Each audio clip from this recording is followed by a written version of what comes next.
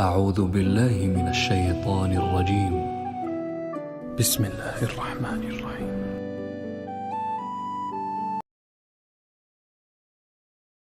أعوذ بالله من الشيطان الرجيم. بسم الله الرحمن الرحيم. قل تعالوا أتل ما حرم ربكم عليكم ألا تشركوا به شيئا وبالوالدين إحسانا ولا تقتلوا أولادكم من إملاق نحن نرزقكم وإياهم ولا تقربوا الفواحش ما ظهر منها وما بطن ولا تقتلوا النفس التي حرم الله إلا بالحق ذلكم وصاكم به لعلكم تعقلون ولا تقربوا مال اليتيم إلا بالتي هي أحسن حتى يبلغ أشده وأوفوا الكيل والميزان بالقسط لا نكلف نفسا إلا وسعها فإذا قلتم فاعدلوا ولو كان ذا قربى وبعهد الله أوفوا ذلكم وصاكم به لعلكم تذكرون وأن هذا صراطي مستقيما فاتبعوه ولا تتبعوا السبل فتفرق بكم عن سبيله ذلكم وصاكم به لعلكم تتقون. سورہ انعام میں یہ چند آیات میں نے پڑھی ہیں، ان کو وصایا ثلاث کہتے ہیں۔ اللہ تعالیٰ کی طرف سے 3 وصیتیں، 3 نصیحت۔ وصیت و ارض واسعہ، والف صاد یا واسع، سرسبز زمین،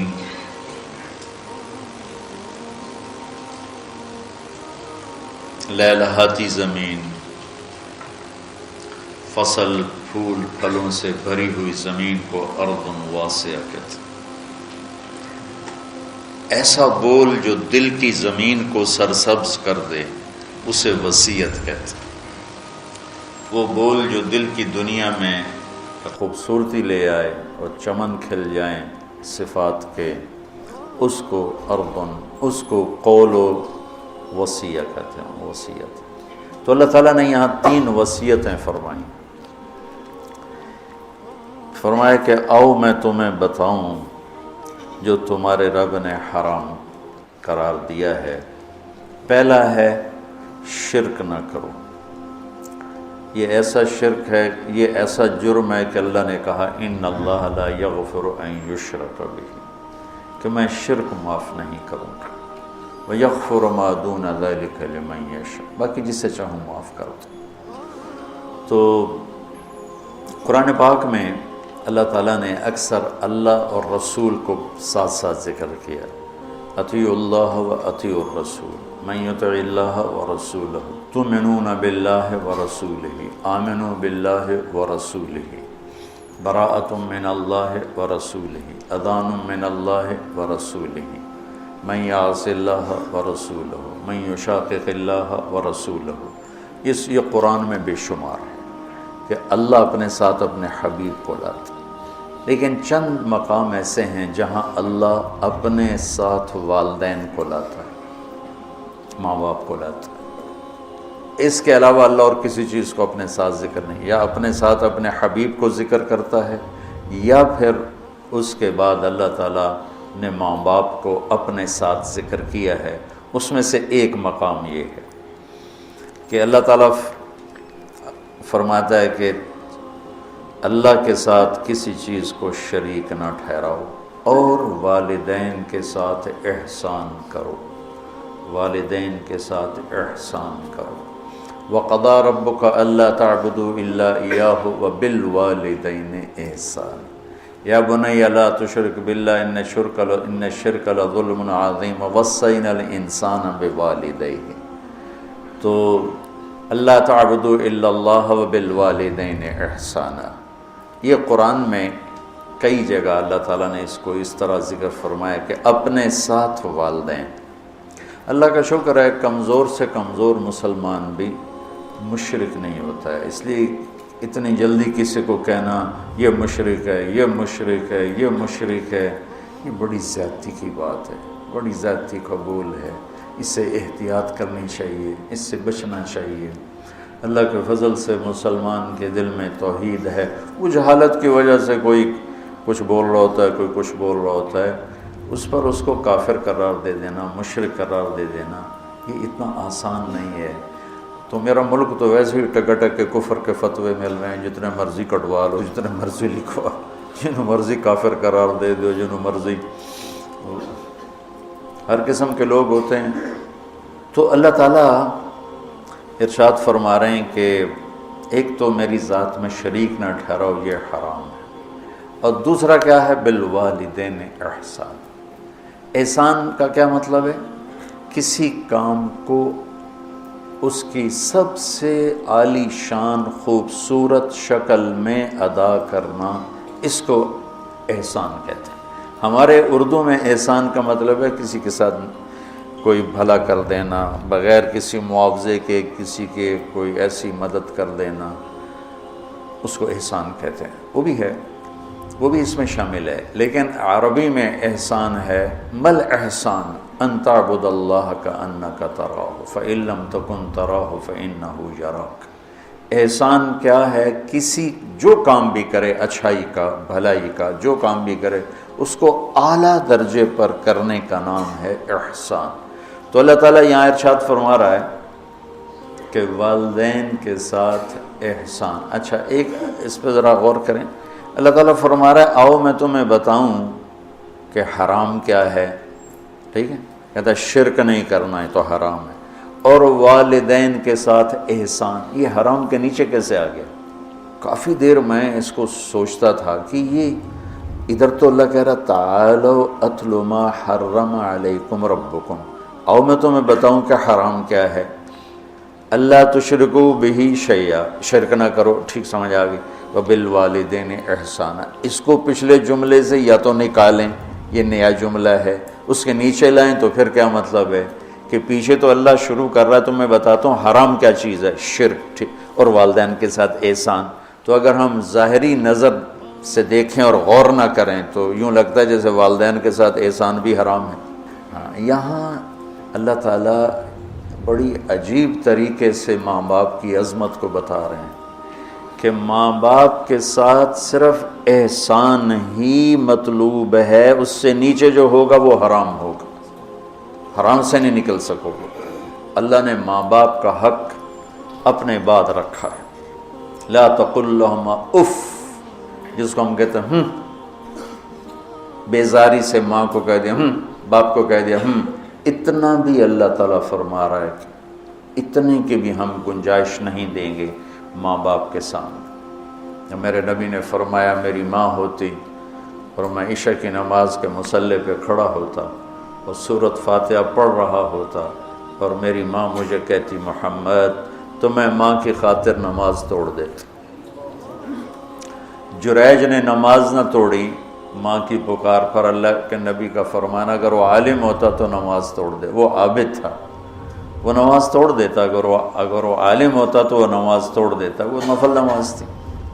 تو اللہ تعالیٰ وَقَضَىٰ رَبُّكَ أَلَّا تَعْبُدُوا إِلَّا إِيَّاهُ وَبِالْوَالِدَيْنِ إِحْسَانًا، کہ تیرے رب کا فرمان ہے، تیرے رب کا اعلان ہے کہ بندگی صرف اللہ کی ہے اور احسان ہے والدین کے ساتھ۔ تو یہاں یہ ایک خوبصورت انداز میں تاکید کی انتہا ہے کہ احسان سے نیچے جو ہوگا وہ اسی حرام میں آئے گا، احسان سے بھی کوئی اوپر کی بات ہے تو وہ کر کے دکھا، وہ کر کے دکھا۔ جو ابو ہریرہ رضی اللہ تعالیٰ عنہ کی نے مسجد میں جہاد کی ترغیب سنی تو آ کے ہتھیار اٹھانے لگے۔ ماں نے پوچھا کہاں جا رہے ہو؟ کہا میں جہاد پہ جا رہا ہوں۔ تو کہنے لگی میں تو اکیلی ہوں، میرا پیچھے کیا بنے گا؟ کہا یہ نہیں مجھے پتا، بس میں جا رہا ہوں۔ تو انہوں نے بہت محنت کی، وہ مانے نہیں، پھر انہوں نے اپنے چھاتیوں کی طرف اشارہ کیا، دیکھ میں نے تمہیں یہ دودھ پلایا اس کے واسطے رک جا۔ کہا نہیں میں نہیں رکوں گا، ہتھیار اٹھا کے چل دیے۔ ان کی والدہ نے اللہ کے نبی کو پیغام بھیجا کہ میں نے دودھ کا واسطہ دیا پھر بھی یہ مجھے چھوڑ کے جا رہا۔ تو ابو ہریرہ جب آئے تو آپ نے منہ یوں پھیر لیا، میں آپ کو بتا چکا ہوں کہ آپ کی ناراضگی کی نشانی تھی کہ آپ دیکھ کے منہ یوں پھیر لیا، آپ نے منہ پھیر لیا۔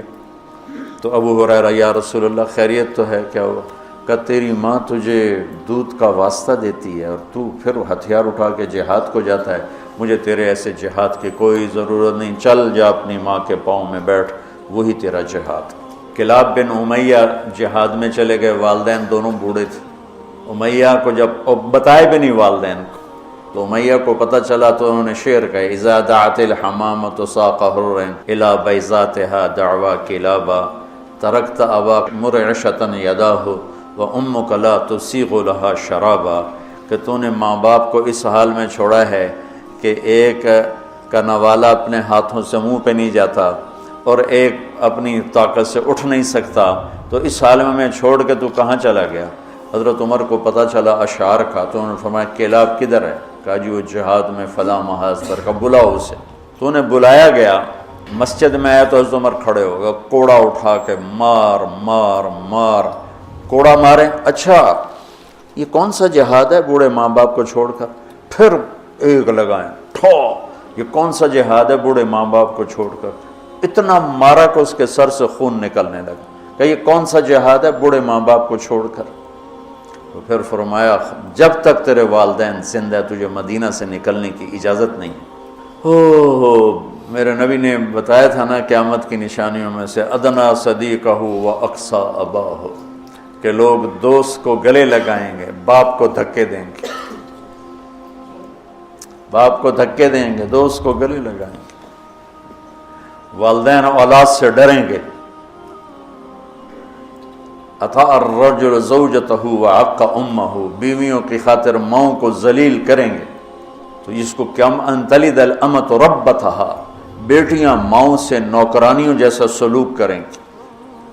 پرانی بات ہے، میں ایک ماں بیٹی کو دیکھ رہا تھا، بیٹی ماں سے کہہ رہی تھی، بیٹی ماں سے کہہ رہی تھی بھوک نہیں بھوک نہیں، ہمارے علاقے کی بات، اور اس کی ماں کے موٹے موٹے آنسو گر رہے تھے، بالکل خاموش، وہ حیران پریشان بھی، جس کو میں نے پیٹ سے جنم دیا آج وہ مجھے کہہ رہی ہے بھوک نہیں۔ تو یہ عام ہے کہ آج کل کی پڑھی لکھی نسل انہیں نہیں پتا باپ کسے کہتے ہیں اور ماں کسے کہتے ہیں۔ کوئی ماں باپ کا بھی ہے کہ وہ اولاد کو اس طرح لے کے نہیں چلتے جیسے چلنا چاہیے۔ پہلا قصور تو ماں باپ کا جو 3 سال کے بچے کو اسکول ڈالتے ہیں۔ محبت کی رسیوں کو کاٹنے والے والدین ہیں، محبت کی جڑوں کو اکھاڑنے والے والدین ہیں جو 3 سال کے بچے کو اسکول ڈال دیتے ہیں اور ماں کی گود سے محروم کر دیتے ہیں، اور وہ بچہ جتنے گھنٹے وہاں رہتا ہے اس کے اندر ایک لاوا پکتا رہا۔ چونکہ میں ہاسٹل لائف گزار چکا ہوں، مجھے اس کا خود ذاتی تجربہ ہے۔ حالانکہ میں تو 11 سال کی عمر میں لاہور گیا، میرے والد مجھے ڈاکٹر بنانا چاہتے تھے تو لاہور کے بڑے عالی شان اسکول سینٹرل ماڈل میں داخل کروایا۔ ہاسٹل لائف 11 سال کی عمر، میرا رو رو کے برا حال، 3 سال میں روتا رہا، پھر میرا دل پتھر ہو گیا۔ والدین کے لیے میری محبت مرتے دم تک پھر بیدار نہ ہو سکی۔ ہاں، تبلیغ میں لگنے کے بعد میں ان کا ادب، احترام، خدمت، سامنے نہیں بولنا، پوری اپنی جاں فشانی کے ساتھ ان کی خدمت، لیکن میرے دل میں ان کے لیے محبت کی شمع نہیں جل سکی کہ انہوں نے اسے خود بجھایا تھا۔ تو اس میں والدین آج کل بہت روتے ہیں، لیکن اس میں ایک بہت بڑی وجہ خود والدین بھی ہیں کہ وہ بچوں کو وہ ٹائم جو پہلے 10 سال والدین بچے کو دے دیں، ساری زندگی بچہ والدین کو دے دے، اور 3 سال کے بچے کو دھکا دے دیا۔ اب تو اسکولوں کے اشتہار ہیں 18 ماہ کا بچہ بھی لے لیں، میں جمدے نال ہی لے لو، ماما نے چھٹی دے دے میں جم کے تھوڑی جھولی چ پا دیں۔ یہ میں کیا کروں، میرے دیس کا ڈاکٹر بھی تاجر ہے، وکیل بھی تاجر ہے، اور یہ علم والے بھی تاجر ہیں۔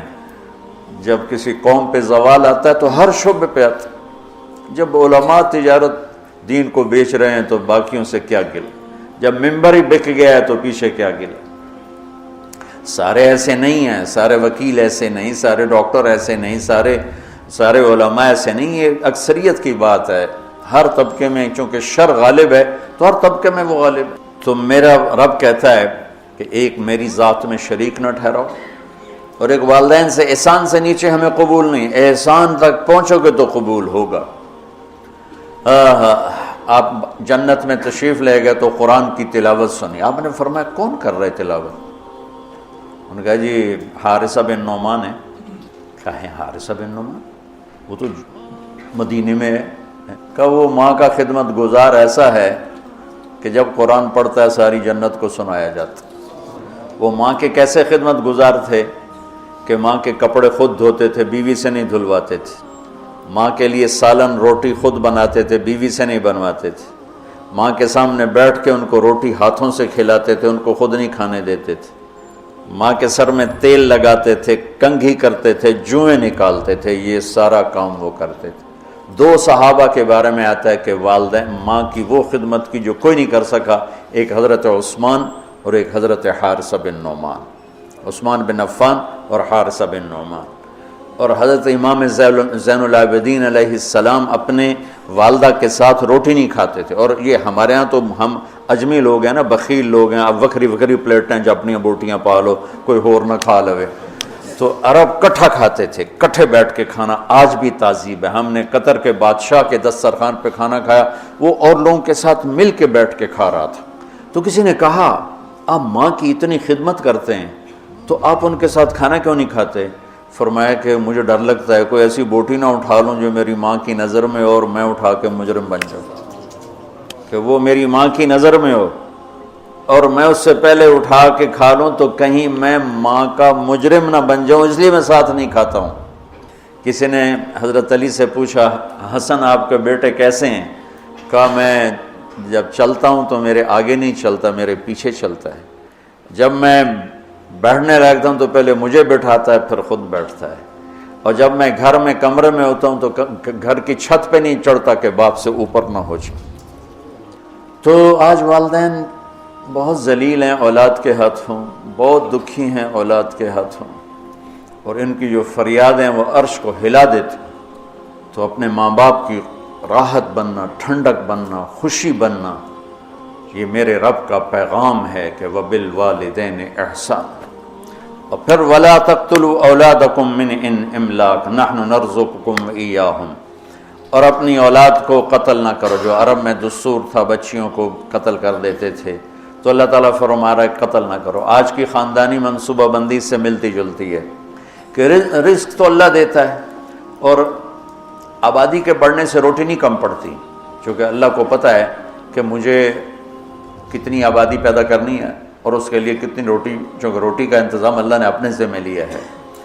ہمیں پتہ ہے ہمارے مدرسوں میں 1000 بچوں کی گنجائش ہے، تو ہم 1000 بچہ جب پورا ہو جاتا ہے تو ہم کہتے ہیں جی بس ختم، اس سے زیادہ ہم نہیں لے سکتے۔ ایک چھوٹے سے ادارے میں ہمیں پتہ ہے کہ اتنے بچوں کی گنجائش ہے، اس سے اوپر نہیں۔ ایک مل والے کو پتہ ہے میری مل میں 2000 مزدوروں کی گنجائش ہے، دوسرے کو پتہ ہے میری مل میں 10,000 کی گنجائش ہے، اس کے اوپر میں نہیں لے سکتا۔ تو کیا اللہ کو نہیں پتہ کہ دنیا میں کتنی گنجائش ہے، میں نے کتنے بھیجنے اور کتنے میں نے روکنے اور کتنے میں نے اٹھانے ہیں، کتنے بچانے ہیں؟ اللہ بھی تو علیم و خبیر و سمیع و بصیر۔ روٹی جو کم پڑتی ہے سود کی وجہ سے، سٹے کی وجہ سے، جوئے کی وجہ سے، ذخیرہ اندوزی کی وجہ سے، 2 نمبری کی وجہ سے، یہ 5 اسباب ہیں غربت کے۔ سودی نظام ہوگا، پیسہ چند ہاتھوں میں ہوگا، سٹا ہوگا، جوا ہوگا، بددیانتی ہوگی، سٹاک ہوگا، ذخیرہ اندوزی ہوگی، ہیرا پھیری ہوگی، بازار تباہ و برباد ہو جائے گا، پیسہ چند ہاتھوں میں آ جائے گا، غربت آ جائے گی۔ پاکستان کی آبادی 25 سے 50 کروڑ ہو جائے، روٹی کی کوئی کمی نہیں ہے۔ کمی آتی ہے جب اللہ کی نظام معیشت کو توڑا جاتا۔ میرا اللہ کہتا فَأْذَنُوا بِحَرْبٍ مِّنَ اللَّهِ وَرَسُولِهِ، یا سود چھوڑ دو یا اعلان جنگ ہے۔ وہ کہتے سود کے بغیر کاروبار نہیں ہوتا، تو لعنت ہے ایسے کاروباروں پر۔ جن جن ملکوں نے اس پر پابندی لگائی ان کی سارا سسٹم تباہ ہو گیا۔ چائنا میں 18 کروڑ لڑکے ہیں جن کے لیے لڑکیاں کوئی نہیں، 18 کروڑ لڑکے ہیں جن کے، یہی صورتحال ہندوستان میں ہے کہ وہاں کروڑوں بچے ہیں، چونکہ وہ بچی کو دیکھتے ہیں تو حمل ساقط کروا دیتے ہیں، وہ الٹرا ساؤنڈ میں بچی دیکھتے ہیں ساقط کرواتے ہیں۔ اب لڑکے زیادہ ہو گئے ہیں، لڑکیاں ہیں، تو اللہ کے غیبی نظام کو جب ہلایا جاتا ہے تو نقصان ہوتا ہے۔ ہاں ہم سود ختم کریں، ہم جھوٹ ختم کریں، ہم ذخیرہ اندوزی ختم کریں، ہم ہیرا پھیری ختم کریں، 2 نمبری ختم کریں، سٹا ختم کریں، جوا ختم کریں، تو رزق عام ہو جائے گا، کوئی بھوکا نہیں سوئے گا۔ پاکستان 25 سے 50 کروڑ ہو جائے کوئی بھوکا نہیں سوئے، لیکن اگر یہی سسٹم ہوگا جو آج ہے تو یہ 50 لاکھ بھی ہوں گے تو بھوک ہوگی، کیونکہ نظام شیطانی ہے۔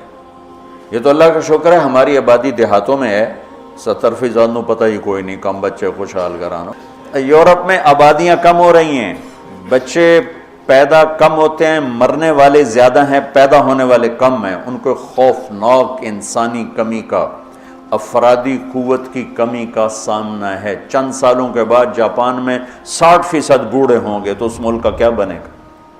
یورپ میں یہی حال ہے، 60% 70% بوڑھے ہوں گے، چونکہ پیچھے سے نئی نسل آ نہیں رہی۔ کم بچے خوشحال کرانا نہیں ہوتا، نیک بچے خوشحال کرانا ہوتا ہے۔ بچے نیک ہو تو گھراں ایک ہوئے تو ہوئے سپ ورگاتے ہو تو کی کرنا ہی نہیں۔ ایک بیٹی ہو ڈائن جیسی ہو، کیا کرو گے اس کا؟ اتنی لمبی اس کی زبان ہو، کیا کرو گے اس کا؟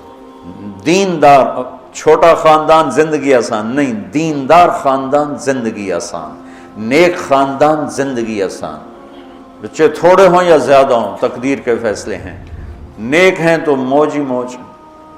ہزاروں گاڑیاں گزرتی ہیں، میرے لمبے لمبے سفر ہوئے تو کسی ایک آدھ گاڑی میں کوئی ایک بچہ بیٹھا ہوتا ہے۔ یورپ امریکہ کا جو میرے سفر ہوئے میں نے دیکھا، اور صبح تم اللہ کے فضل سے دیکھنا چنگ جی پر لڑکے سکول کیسے جا رہے ہوتے ہیں، ہماری ڈگی میں بھی بچے بیٹھے ہوتے ہیں۔ کم بچے خوشحال کرانا، نیک بچے خوشحال کرانا۔ آبادی کی کثرت سے روٹی کم نہیں پڑتی ہے، تو اللہ کے رب ہونے کو چیلنج کر دیا ہے۔ ہمارے اپنے کرتوتوں سے روٹی کم پڑتی، کیوں سودی نظام، کیوں جھوٹ ہے، کیوں ہیرا پھیری ہے، کیوں دو نمبری ہے، کیوں ملاوٹ ہے، کیوں کھوٹ ہے، کیوں سٹا ہے، کیوں جوا ہے، کیوں پرچی پہ کاروبار چلتا ہے۔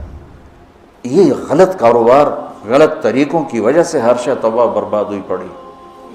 اور تیسری بات فرمائی وَلَا تَقْرَبُوا الْفَوَاحِشَ مَا ظَهَرَ مِنْهَا وَمَا بَطَنَ، اور فرمایا کہ بے حیائی سے بچو، بے غیرتی۔ جس معاشرے میں بے حیائی آتی ہے، زنا آتا ہے، زنا آتا ہے نسل تباہ و برباد ہو جاتی، خاندان ٹوٹ جاتا ہے، خاندان بکھر جاتا ہے۔ ہمارے مسائل اور ہیں، ہماری پریشانی ہماری بددیانتی، کھوٹ، جھوٹ کی وجہ سے کچھ نہ کچھ ہمارا فیملی سسٹم پھر بھی موجود ہے، لیکن یورپ تباہ ہو چکا ہے، مغربی ملک تباہ ہو چکے ہیں کہ ان کا فیملی سسٹم ٹوٹ چکا ہے۔ وہاں نہ کوئی ماں ہے، نہ کوئی باپ ہے، نہ کوئی بھائی ہے، نہ کوئی بہن ہے، نہ کوئی بیٹی ہے، نہ کوئی بیوی ہے۔ وہ انتہائی کرب کا شکار ہے۔ مجھے ڈاکٹر ملا، میں امریکہ سے آیا ہوا تھا، رائمنڈ ملا، میں نے کہا تم کس چیز کے ڈاکٹر؟ میں بچوں کا ڈاکٹر ہوں، نفسیاتی مریض۔ میں نے کہا ہے بچے بھی نفسیاتی مریض ہوتے ہیں؟ کہ اتنے مریض ہیں کہ میری لسٹ 6 مہینے بعد ڈیٹ ملتی ہے، میری لسٹ میں 6 ماہ بعد اس کا نمبر آتا ہے، اتنے مریض ہیں لائن۔ میں نے کہا اس کی کیا وجہ ہے؟ کہا ماں باپ نہیں ہے۔ باپ تو ہوتا ہی نہیں ہے، بوائے فرینڈ ہے، جب وہ حمل ہوتا ہے وہ چھوڑ کے بھاگ جاتا ہے، وہ کسی اور لڑکی کو لے لیتا۔ اکیلی لڑکی بچہ جنتی ہے، پھر اس نے جاب کرنی ہے، اپنا گھر چلانا ہے، تو بچوں کو چھوڑتی ہے۔ وہاں وہ کیئرنگ بنے ہوئے ہیں ہاؤس، جہاں یہ پورا کاروبار ہے کہ بچوں کو وہاں چھوڑ کے چلے جاؤ۔ وہاں بچے کے پاس ماں نہیں ہے، باپ نہیں ہے، بہن نہیں ہے، بھائی نہیں ہے۔ وہ آنکھ کھولتا ہے تو ایک غیر مانوس ماحول میں ہوتا ہے۔ کہا ہم وہاں جہاں یہ بیبی کیئرنگ بنے ہوئے ہیں سینٹر، وہاں دیواروں کے اوپر فوم لگا ہوا ہے، چونکہ بچے ٹکرے مارتے ہیں دیواروں میں، اپنا سر پھاڑ لیتے۔ تو وہ ہم سے زیادہ تباہ معاشرہ ہے کہ وہاں بوڑھے کی زندگی نہیں ہے، جوان کی زندگی نہیں ہے، عورت کی زندگی نہیں ہے، مرد کی زندگی نہیں ہے، اور یہ وہ یہاں تک پہنچے بے حیائی۔ عورت کو ننگا کیا تباہ ہو کے، عورت کو مرد کے ساتھ بٹھایا تباہ ہو کے۔ میرے رب نے حد فاصل کرا، عورت الگ جنس ہے، مرد الگ جنس ہے۔ عورت کے لیے گھر کی زندگی ہے، مرد کے لیے بازار کی زندگی ہے۔ جب تم بڑے دانشور بنو گے اور ایک ڈیسک پہ ان کو بٹھاؤ گے تو بے حیائی۔ آج کی یونیورسٹیوں میں جو کھلا میں زبان سے کیسے کہوں، اپنا ہی پیٹ ننگا کرنے والی بات۔ اور میرا رب کہہ رہا لا تقربوا الفواحش ما ظہر منها وما بطن، کہ بے حیائی کے قریب نہ جاؤ، بے حیائی کے قریب نہ جاؤ۔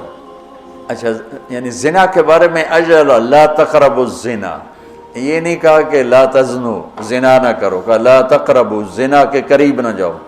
قریب جانے کا کیا مطلب ہے؟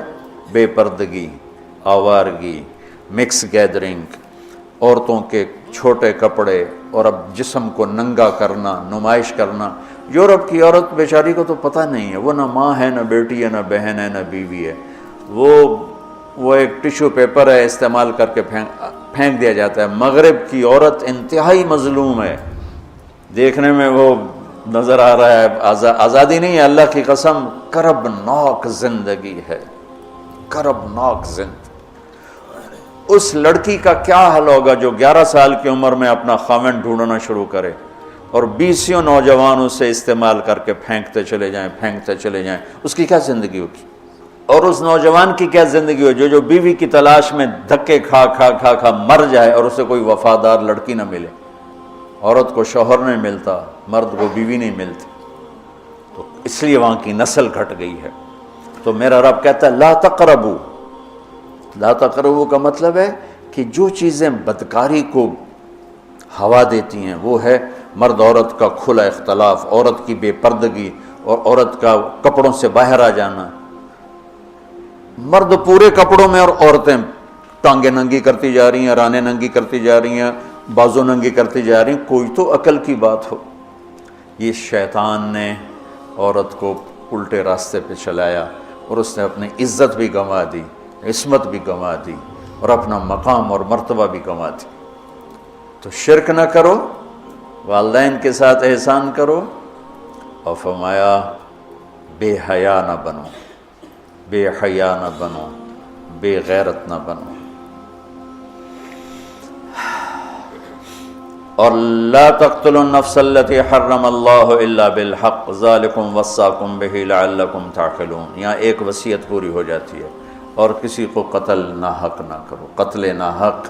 من یقتل منکم متعمدا، من یقتل مؤمنا متعمدا فجزاؤہ جہنم خالدا فیہا غضب اللہ علیہ ولعنہ وعد لہ عذابا عظیما۔ اللہ نے پانچ عذاب سنائے ہیں۔ جو کسی مسلمان کو جان بوجھ کے قتل کرے گا اس کی جزا ہے جہنم، خالدن فیہا، ہمیشہ رہے گا، غضب اللہ علیہ، اور اللہ اس کا اس پہ غضب ہوگا، ولعنہ، اور اللہ کی اس پہ لعنت ہوگی، وعد لہ عذابا عظیم، اور اس کے لیے عذاب عظیم تیار کیا ہوا ہے۔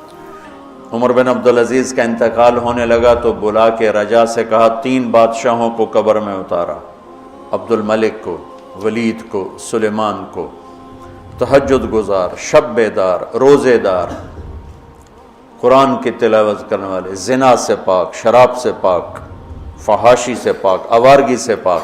لیکن فرمایا میں نے دیکھا ان کے چہرے کالے سیاہ ہو گئے اور ان کے چہرے قبلے سے یوں ہٹ گئے۔